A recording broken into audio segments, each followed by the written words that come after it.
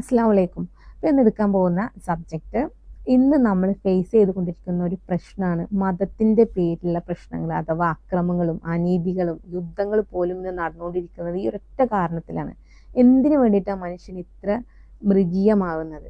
അല്ലെങ്കിൽ മതത്തെ തന്നെ നിങ്ങൾ പിച്ച് ചീന്തി കളയുന്ന എന്തിനു വേണ്ടിയിട്ടാണ്? എന്താണ് മതം എന്നുള്ളത് ആദ്യം നിങ്ങൾ മനസ്സിലാക്കേണ്ടതുണ്ട്. മതം എന്താണെന്ന് അറിയാതെ മതത്തിൻ്റെ പേരിലാണ് ഇന്ന് നടന്നുകൊണ്ടിരിക്കുന്ന സകല പ്രശ്നങ്ങളും. പക്ഷേ നിങ്ങൾക്ക് നീതി വേണമെന്നുണ്ടെങ്കിൽ, അല്ലെങ്കിൽ യഥാർത്ഥ സത്യം അറിയണമെന്നുണ്ടെങ്കിൽ നിങ്ങൾ ഇത് മനസ്സിലാക്കുക. എന്നിട്ട് നിങ്ങൾ തൻ്റെ മതവിശ്വാസികളോട്, അല്ലെങ്കിൽ തൻ്റെ കൂട്ടത്തിൽ തന്നെ പെട്ട മതവിശ്വാസികളോട് സ്നേഹം കൂറും കാണിക്കാൻ ശ്രമിക്കുക. അപ്പം എന്താണ് മതം എന്നുള്ളതാണ് നിങ്ങൾ ഇനി പഠിക്കാൻ പോകുന്നത്, നിങ്ങൾ അറിയാൻ പോകുന്നത്. നിങ്ങളിത് അറിഞ്ഞു കഴിഞ്ഞാൽ തീർച്ചയായിട്ടും നിങ്ങൾക്ക് മറ്റു മതക്കാരോട് ഒരിക്കലും ഒരു വെറുപ്പും വിദ്വേഷവും വരൂല എന്ന് ഞാൻ നിങ്ങൾക്ക് ഗ്യാരണ്ടി തരാം. അപ്പം നമുക്ക് ആ സബ്ജക്റ്റിലേക്ക് പോവാം. അധ്യായം 110 സൂറ അൻ-നസറിൽ 1, 2, 3 പറയുന്നത്, അള്ളാഹുവിൻ്റെ സഹായവും വിജയവും വന്നു കിട്ടിയാൽ ജനങ്ങൾ അള്ളാഹുവിൻ്റെ മതത്തിൽ കൂട്ടം കൂട്ടമായി പ്രവേശിക്കുന്നത് നീ കാണുകയും ചെയ്താൽ നിന്റെ രക്ഷിതാവിനെ സ്തുതിക്കുന്നതോടൊപ്പം നീ അവനെ പ്രകീർത്തിക്കുകയും നീ അവനോട് പാപമോചനം തേടുകയും ചെയ്യുക. തീർച്ചയായും അവൻ പശ്ചാത്താപം സ്വീകരിക്കുന്നവനാവുന്നു. അപ്പം ഇവിടെ ഖുർആനിൽ പറയുന്നത് അള്ളാഹുവിൻ്റെ മതം എന്നാണ് പറയുന്നത്. ഈ യഥാർത്ഥ സത്യത്തിലേക്ക് മനുഷ്യർ വന്നെത്തിക്കഴിഞ്ഞാൽ കൂട്ടം കൂട്ടമായിട്ട് വരും എന്ന് പറയുന്നുണ്ട്. ഇനി എന്താണ് മതം എന്നുള്ളതാണ് നമ്മൾ പറയാൻ പോകുന്നത്. ഇതാണ് നമുക്ക് അറിഞ്ഞിരിക്കേണ്ടതും. സൂറ റോം അധ്യായം 30 ആയാൽ സത്യത്തിന് നേരെ നിലകൊള്ളുന്നവനായിട്ട് നീ നിന്റെ മുഖത്തെ നീ മതത്തിലേക്ക് തിരിച്ചു നിർത്തുക. അള്ളാഹു മനുഷ്യരെ ഏതൊരു പ്രകൃതിയിൽ സൃഷ്ടിച്ചുവോ ആ പ്രകൃതിയത്തെ അത്. ആ പ്രകൃതി വ്യവസ്ഥയ്ക്ക് യാതൊരു മാറ്റവുമില്ല. അതത്ര വക്രതയില്ലാത്ത മതം. പക്ഷേ മനുഷ്യരിൽ അധിക പേരും മനസ്സിലാക്കുന്നില്ല. ഇപ്പം ഇവിടെ പറയുന്നത് മതം എന്ന് പറയുന്നത് മനുഷ്യനെ ഏത് രീതിയിലാണ് സൃഷ്ടിച്ചിട്ടുള്ളത്, ആ പ്രകൃതിയാണ് മതം എന്ന് പറയുന്നത്. അപ്പം മനുഷ്യനെ ഏത് പ്രകൃതിയിലാണ് സൃഷ്ടിച്ചത് എന്നുള്ളത് നമ്മൾ ഖുറാനിലും ബൈബിളിൽ നിന്നും ഭഗവത്ഗീതയിൽ നിന്നും പറഞ്ഞു. സൃഷ്ടാവിൻ്റെ രഹസ്യം, അഥവാ സൃഷ്ടാവ് എവിടെയാണോ, എന്താണോ, എങ്ങനെയാണോ എന്നുള്ള രഹസ്യത്തിനനുസരിച്ചാണ് മനുഷ്യന്റെ ശരീരം ക്രിയേറ്റ് ചെയ്തിട്ടുള്ളത്. അപ്പം യഥാർത്ഥത്തിൽ മതം എന്താ? യഥാർത്ഥ ദൈവമാണ്, ഈ പ്രപഞ്ചത്തിന്റെ ശക്തിയാണ്. അതാണ് മതം എന്ന് പറയുന്നത്. അല്ലാതെ മനുഷ്യരുണ്ടാക്കിയ മതമല്ല യഥാർത്ഥത്തിൽ മതം എന്ന് പറയുന്നത്. അത് മനുഷ്യരുടെ സ്വയം താല്പര്യം മാത്രമാണ്. യഥാർത്ഥത്തിൽ മതം എന്ന് പറയുന്നത് പ്രപഞ്ച ശക്തിയെയാണ്. ആ രീതിയിലാണ്, ആ പ്രപഞ്ച ശക്തി എവിടെയാണോ എങ്ങനെയാണോ നിൽക്കുന്ന ആ ഒരു ഓർഡറിലാണ് മനുഷ്യന്റെ ശരീരം നിർമ്മിച്ചിട്ടുള്ളത്. അപ്പം അവിടെയാണ് മതം എന്ന് നമ്മൾ പറയുന്നത്. അതിപ്പോൾ നമ്മൾ മതവിശ്വാസികളാണ്, എല്ലാ മനുഷ്യരും മതവിശ്വാസികളാണ്. കാരണം ആ ഒരു ശക്തിയാണ് നമ്മൾ ഫോളോ ചെയ്യുന്നുണ്ട്. കാരണം ആ ശക്തിയുടെ ആ ഒരു ഓർഡർ നമ്മൾ ശരീരത്തിലുണ്ട്. ഇനി നമ്മളിൽ മാത്രമല്ല, പ്രകൃതിയിലുള്ള സസ്യങ്ങളാവട്ടെ, ജന്തു ജീവജാലങ്ങളാവട്ടെ, മൃഗങ്ങളാവട്ടെ, പക്ഷികളാവട്ടെ, പലതിൻ്റെയും ഘടന ഈ ഒരു ഓർഡർ ഫോളോ ചെയ്തിട്ടാണ്. അപ്പോൾ നമ്മൾ ഓൾറെഡി ഒറ്റ മതക്കാരാണ്. നമ്മുടെ അതും നമ്മൾ മാത്രമല്ല, ഞാൻ പറഞ്ഞില്ല, മറ്റുള്ളവയും അതിൽപ്പെട്ടവരാണ്.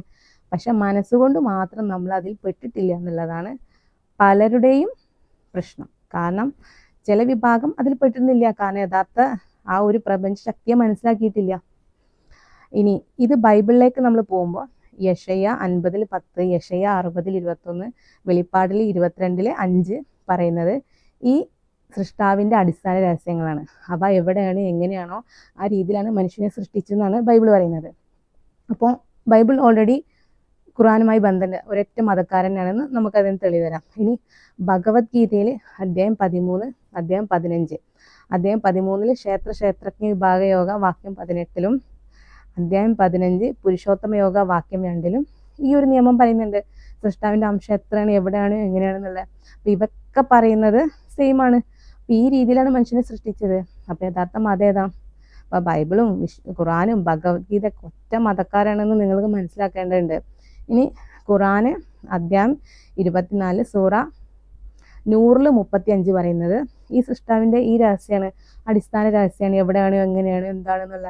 ഇനി സൂറ റോമിൽ 30:30 നമ്മൾ പറഞ്ഞു, മനുഷ്യനെ സൃഷ്ടിച്ച ആ പ്രകൃതിയാണ് മതം എന്നുള്ളത്. അപ്പം മനുഷ്യർ അധിക പേരത് മനസ്സിലാക്കുന്നില്ല എന്ന്. അപ്പം യഥാർത്ഥ മതം എന്ന് പറയുന്നത് നമ്മളെ പ്രപഞ്ച സൃഷ്ടാവാണ്. ആ രഹസ്യത്തെയാണ് മതം എന്ന് പറയുന്നത്.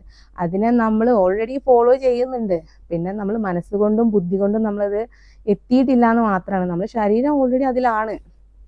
അപ്പോൾ നമ്മളൊക്കെ ഒറ്റ മതവിശ്വാസികളാണ്. പക്ഷെ ഇത് ഒന്നിൽ മാത്രമായിരുന്നെങ്കിൽ നമുക്ക് മറ്റത് തെറ്റെന്ന് പറയായിരുന്നു. പക്ഷെ 3 ഗ്രന്ഥത്തിലും പറയുന്നത് സെയിം ഒരേ നിയമമാണ്, ഒരേ ദൈവമാണ്, ഏകദൈവ വിശ്വാസത്തെയാണ് ഇവിടെ പറയുന്നത്. അപ്പോൾ ഇവിടെ ഒരിക്കലും ആരാ മതത്തിന് പുറത്തു നിന്നതെന്ന് നിങ്ങൾ ചിന്തിക്കുക. കാരണം വിശുദ്ധ ഖുർആന് വിശ്വസിക്കുന്നവരും ബൈബിൾ വിശ്വസിക്കുന്നവരും ഭഗവത്ഗീത വിശ്വസിക്കുന്നവരൊക്കെ ഒറ്റ മതത്തിന്റെ കീഴിലാണ്. അത് നമ്മൾ അറിയാതെ പോയതാണ് നമ്മുടെ തെറ്റ്. ഇനി നമ്മൾ ഒരിക്കലും മറ്റുള്ളവരെ ഭിന്നിച്ച് കാണിക്കാനോ വേർതിരിച്ച് കാണിക്കാനോ പോകേണ്ട ആവശ്യമില്ല. എല്ലാവരും ഒരൊറ്റ സഹോദരി സഹോദരന്മാരായിട്ട് കാണേണ്ട സമയമായിട്ടുണ്ട്. ഇനിയെങ്കിലും നമ്മൾ യഥാർത്ഥ സത്യത്തെ നമ്മൾ ഫോളോ ചെയ്യുക, അല്ലെങ്കിൽ യഥാർത്ഥ നിയമത്തെ ഫോളോ ചെയ്യുക. ഇനി സൂറ അംബിയാവിൽ 98-ാമത്തെ അധ്യായത്തിൽ 1 മുതൽ 6 വരെയുള്ള ഭാഗമാണ് ഞാൻ പറയുന്നത്. വേദക്കാരിലും ബഹുദൈവ വിശ്വാസികളിലും പെട്ടവർ വ്യക്തമായ തെളിവ് തങ്ങൾക്ക് കിട്ടുന്നത് വരെ അവർ അവിശ്വാസത്തിൽ നിന്ന് വേറിട്ട് പോരുന്നവരായിട്ടില്ല.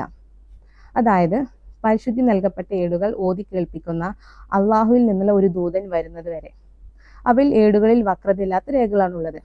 അപ്പം വിശുദ്ധ ഖുർആനിലൂടെ മറ്റുള്ള ഗ്രന്ഥങ്ങളിൽ കൂടെ, അപ്പോൾ ഉദാഹരണം വേദം നൽകപ്പെട്ടവർ അവർക്ക് വ്യക്തമായ തെളിവ് വന്നു കിട്ടിയതിന് ശേഷമല്ലാതെ ഭിന്നിക്കുകയുണ്ടായിട്ടില്ല. അപ്പോൾ യഥാർത്ഥ സത്യങ്ങൾ മറ്റുള്ള വേദങ്ങളിലൂടെ സൃഷ്ടാവ് പറഞ്ഞു കഴിഞ്ഞിട്ടുണ്ട്. പക്ഷെ എന്നിട്ടും അവരെ ഭിന്നിച്ചു പോയതാണ്. അപ്പം അത് നമ്മൾ കുറച്ച് മുന്നേ പറഞ്ഞ നിയമം, കാരണം സൃഷ്ടാവ് എവിടെയാണ് എന്താണോ എന്നുള്ള നിയമം എല്ലാ ഗ്രന്ഥങ്ങളിലും ഇറക്കപ്പെട്ടിട്ടുണ്ട്, പറഞ്ഞിട്ടുണ്ട്. പക്ഷെ അതൊന്നും അത് മനുഷ്യർ അറിഞ്ഞിട്ട് തന്നെയാണെന്ന് തോന്നുന്നു ഭിന്നിച്ചു പോയതെന്ന് ഇവിടെ പറയുന്നത്. വ്യക്തമായ തെളിവ് വന്ന് കിട്ടിയതിന് ശേഷമല്ലാതെ അവർ ഭിന്നിച്ചിട്ടില്ല എന്ന്, ഭിന്നിക്കുണ്ടായിട്ടില്ല എന്ന്. അപ്പോൾ യഥാർത്ഥ സത്യങ്ങൾ അവർക്ക് വന്നു കിട്ടിയിട്ടുണ്ട്, പക്ഷെ അത് അവർ മനസ്സിലാക്കിയിരുന്നില്ല. അപ്പോൾ യഥാർത്ഥ ആ സത്യത്തെ മുഹമ്മദ് നബി സ്വല്ലല്ലാഹു അലൈഹി വസല്ലമ വിശുദ്ധ ഖുർആനിലൂടെ പുറത്ത് കൊണ്ടുവന്നിട്ടുണ്ട്. അപ്പം അങ്ങനെയാണ് നമ്മൾ പോലും ഇപ്പോൾ ഈ അറിഞ്ഞുകൊണ്ടിരിക്കുന്നത്. അപ്പം അത് മനസ്സിലാക്കാം. അപ്പോൾ യഥാർത്ഥ സത്യത്തിലേക്ക് നമുക്ക് വഴിത്തിരി വരുന്ന സമയത്ത് നമ്മൾ കൂട്ടമായിട്ട് അള്ളാഹുവിൻ്റെ മതത്തിലേക്ക് വരുന്ന അള്ളാഹു പ്രത്യേകം പറയുന്നുണ്ട്. ഇനി കീഴ്വണക്കം അള്ളാഹുവിന് മാത്രമാക്കിക്കൊണ്ട് ഋതുമനസ്കരായ നിലയിൽ അവനെ ആരാധിക്കാൻ, നമസ്കാരം നിലനിർത്താൻ, അതുപോലെ സക്കാത്ത് കൊടുക്കാനാണ് നമ്മുടെ മതം കൽപ്പിക്കപ്പെട്ടിട്ടെന്ന് ഇവിടെ പറയുന്നുണ്ട്.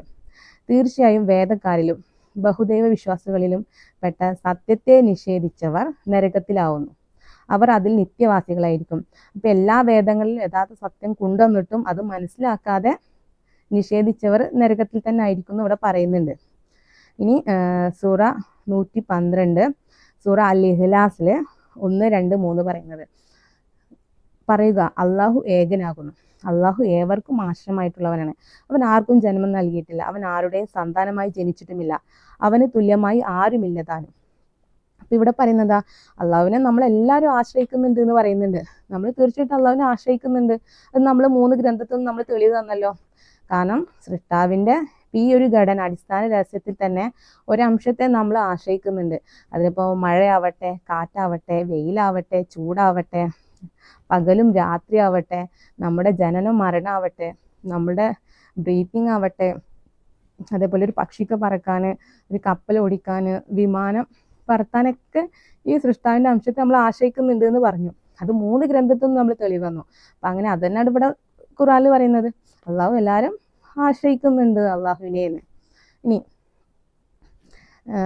അധ്യായം 49 സൂറ ഹുജറാത്തിലെ 16, 17, 18 പറയുന്നത്, നിങ്ങൾ മതത്തെ പറ്റി അള്ളാഹുവിനെ പഠിപ്പിക്കുകയാണോ? അള്ളാഹു ആകട്ടെ ആകാശങ്ങളിലും ഭൂമിയിലുള്ളതും അറിയുന്നു. അള്ളാഹു ഏത് കാര്യത്തെ പറ്റിയും അറിവുള്ളവനാവുന്നു. അവർ ഇസ്ലാം മതം സ്വീകരിച്ചു എന്നത് അവർ നിന്നോട് കാണിച്ച ദാക്ഷിണ്യമായി അവർ എടുത്തു പറയരുത്. പ്രത്യുത സത്യവിശ്വാസത്തിലേക്ക് നിങ്ങൾക്ക് മാർഗദർശനം നൽകിയെന്നത് അള്ളാഹു നിങ്ങളോട് ദാക്ഷിണ്യം കാണിക്കുന്നതാവുന്നു. നിങ്ങൾ സത്യവാന്മാരാണെങ്കിൽ ഇത് നിങ്ങൾ അംഗീകരിക്കുക. ഇവിടെ പറയുന്നത് എന്താ വെച്ച് കഴിഞ്ഞാൽ, നമ്മൾ ഇസ്ലാം മതം ഇസ്ലാം എന്ന് പറയുന്നതിന് ദൈവത്തിന് ആത്മസമർപ്പണമാണ്. എല്ലാം ദൈവത്തിൽ സമർപ്പിക്കുക. നമ്മളെ കർമ്മയായാലും നന്മയായാലും തിന്മയിലൊക്കെ നമ്മൾ ദൈവത്തിലേക്കാണ് സമർപ്പിക്കുന്നത്.